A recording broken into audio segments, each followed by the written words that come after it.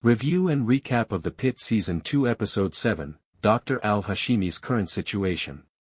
This season of the mega-hit show, The Pitt, appears a bit slower and more deliberate than the first season, which goes without saying, but not writing, evidently. Even the slowest episode of The Pitt, however, is among the most captivating shows available today. This season has undoubtedly shown that, even though we have yet to see the fictitious 4th of July weekend fireworks, the storytelling has remained compelling enough to keep you returning week after week. The episode from last week, which was informally dubbed the Nurses episode, was a masterful method to change the plot, which was on the verge of becoming stale. An interesting look at some of the gifted supporting actors that frequent the Pitt, it was a welcome change of pace. Even though the characters were well known to all fans, it was like a blood transfusion, introducing the audience to new blood. Taking inspiration from that style, Episode 7 injects some fresh, but familiar, plasma at 1 p.m., setting the stage for what seems to be another lengthy shift. Enter Dr. Jack Abbot, played by Sean Hatosi, a favorite of the fans. Since Abbot's episodes from the previous season featured the season's conclusion and some of the show's most compelling character-driven plot, many impatient fans sensed his absence. A significant portion of that was Hatosi, who received an Emmy Award for his efforts, setting a pretty high bar for this second season to match. Abbot is a great way for writers Kirsten Pierre Gaithman and show creator R. Scott Gemmell to reset the emergency room in many ways. Abbot also frequently serves as an opportunity to reground the show and its characters. He was the steady pulse and much-needed voice of reason with his brother-in-arms, Robby, Noah Wyle, throughout the previous season. The mass casualty catastrophe required the Pitt. Since one of his teammates has been injured, Abbot steps in as the Pittsburgh SWAT team's TMS supplier in Episode 7. Given that Abbot was already a veterinarian, a lifesaver, and a brother to our cherished Robby, this author may feel that it is a little unjust how awesome they are making him. He has a sense of humor, the serenity of an ocean breeze, and a swagger that lets people know he's an alpha male without ever saying it. Abbot is undoubtedly this writer's favorite, but he also embodies the best the Pitt has to offer: harmony, healing, in every sense of the word, support, and cooperation. He hasn't displayed any vices as of now, possibly with the exception of some severe despair, but given how unselfish he consistently comes across and everything he's witnessed in his life, his thoughts of suicide are very normal and natural. He is arguably the most well-rounded character in the entire series, which is really saying something. Therefore, it was obviously no accident that he appeared in this episode, which was incredibly well-balanced. However, because it was a little out of character for the program, Abbot's comeback also introduces a fresh element that might spark discussion. As previously said, Abbot is already popular among fans, and many find him innately attractive due to his caring nature and powerful yet sensitive masculine appearance. When you depict Abbot without a shirt, attempting to treat his own injuries, will you spare a bit for the rest of the male race?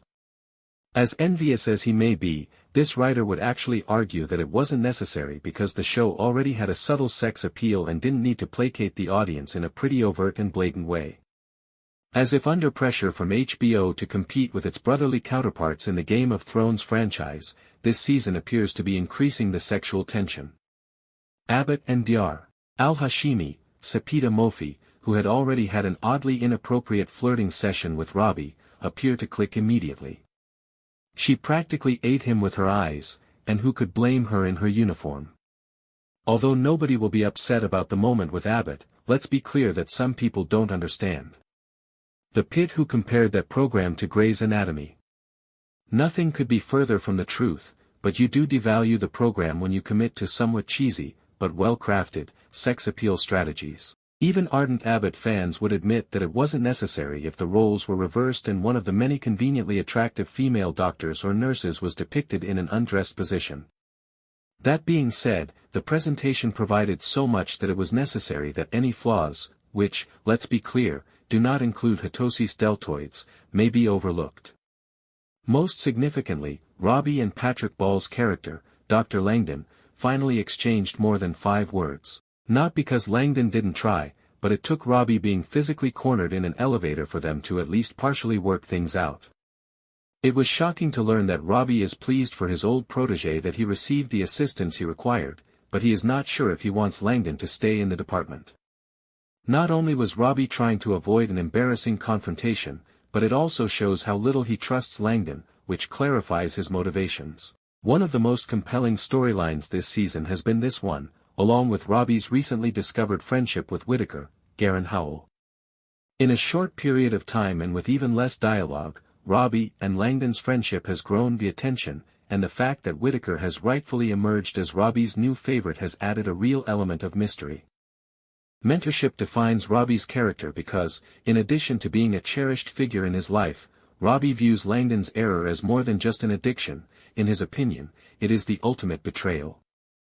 A little less developed than that plot, and Usman Ali's portrayal of Dr. Victoria Javadi's, Shabana Aziz, father was introduced by Sean Hatosi's Abs. Last season, we got to witness Javadi's relationship with her mother, and it was obviously tense. The writing team put a lot of emphasis on Javadi's wish to flourish and get away from the strain her mother placed on her as a talented young person. It appears that Victoria and her father have a much more laid-back and cheerful relationship, with him supporting Victoria's decision to specialize in any area of her career. This was another minor but fantastic development because, in addition to being wonderful to see that she had a good relationship with at least one parent, it also carries on a theme that was established multiple times throughout the show: there is no guarantee as to who will or won't return. After the tragedy of Pitt Fest, Victoria became unsure at the end of the previous season about whether she even wanted to pursue a career in medicine. Another minor plot point that might have been connected to a purported cliffhanger earlier in the season was introduced. After viewing Baby Jane Doe's chart in the first episode, Dr. Al-Hashimi paused for a moment.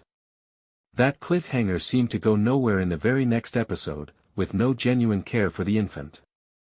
Al-Hashimi had to contact a physician who appears to be in the neurological sector, which suggests that she may have a medical issue.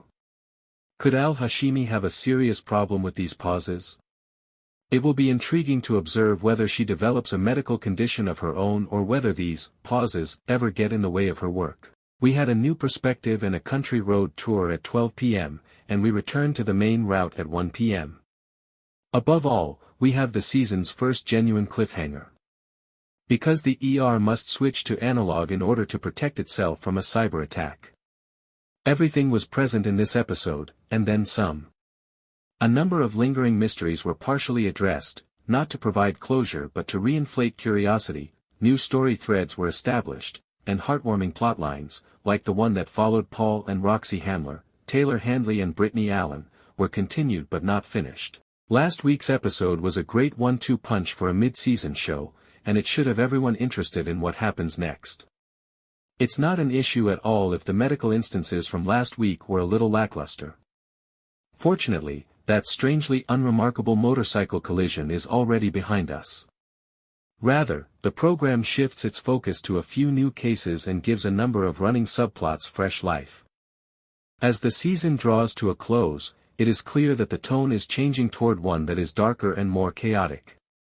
Most significantly, Emma, Letitia Hollard, and Dana, Catherine Lanasa, assume responsibility of a sexual assault case.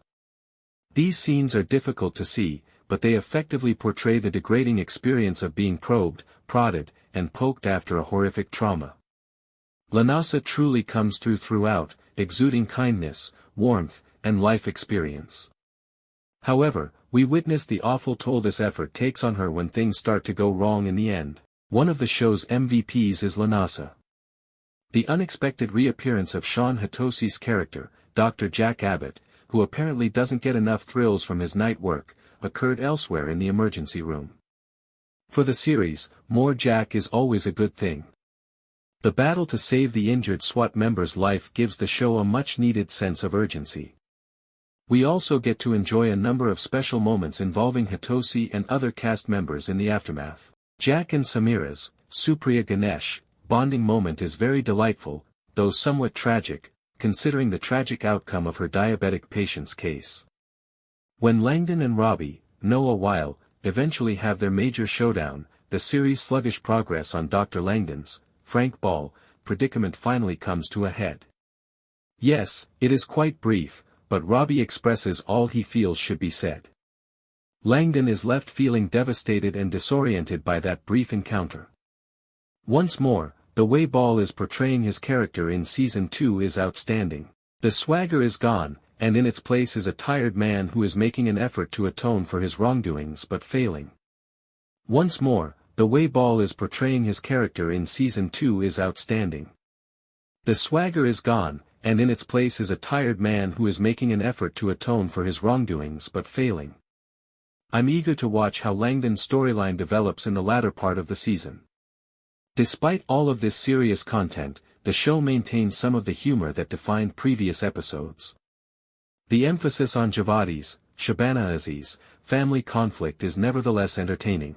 With parents like this, the poor child never had a chance. Additionally, the sitcom keeps making fun of Santos, Isa Briones, and her pointless attempts to organize her charts.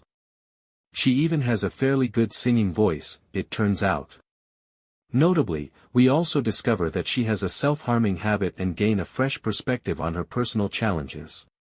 In Season 2, Santos has emerged as one of the most interesting and well-rounded characters on the program. The stunning unveiling of what has been happening with the enigmatic Code Black finally brings Episode 7 to a close. The Pitt has been forced to go offline in addition to accepting even more patients as a result of what appears to be ransomware assaults targeting multiple hospitals. That would definitely do it if the tension wasn't already skyrocketing with the heat.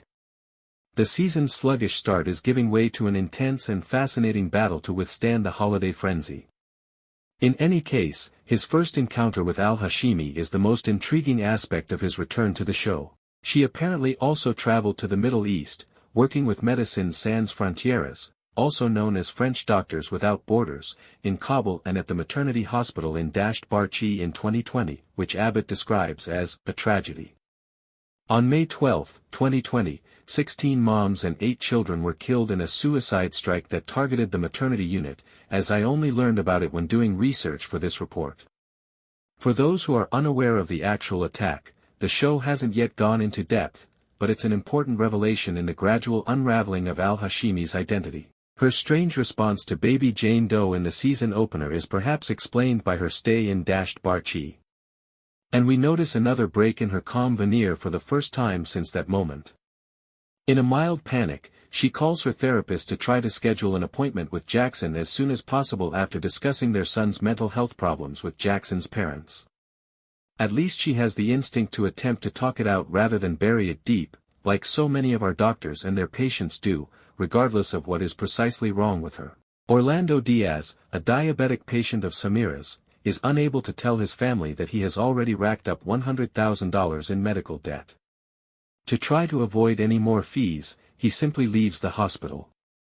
In a similar vein, Jackson's sister, a troubled college student, is astonished and angry that she only recently found out that her uncle killed himself instead of drinking himself to death as her parents had said. Some families just have a difficult time talking about mental health, Javadi reminds her. Naturally, the Pitt does not imply that the best way to solve every issue is through conversation. Roxy, a cancer patient, is having a hard time getting her husband and children to accept her preference to remain in the hospital rather than return to at-home hospice care. It's also clear that Langdon's attempts to patch things up with Robby don't work out. However, having those difficult talks at least gives you a sense of progress that uncomfortable elevator trips and suppressed emotions can never provide you. The endearing and surprising exchange between Samira and Abbot, who she discovers suturing himself in Orlando Diaz's empty room, may be the healthiest dialogue in the entire episode. Abbot offers to pay for an Uber to deliver the required home care goods to his place, allowing her to relieve some of her stress related to her patient. And without having to deal with the hassle of formal documentation, he finds someone who will assist in healing his wound. Sean Hatosi and Supriya Ganesh have a wonderful, understated chemistry. Additionally, it serves as a charming reminder that the Pitt still has a ton of character combinations it hasn't fully explored throughout these two absurd changes, much as the scene where Santos tells Robby about everything Whitaker is juggling right now. Our primary pairings are still in the mix, of course. Robby appears particularly irritated that Al-Hashimi was summoned to speak about the hospital's decision to shut down its computers. However, Who knows what new discussions that issue may spark when the emergency room goes analog next week.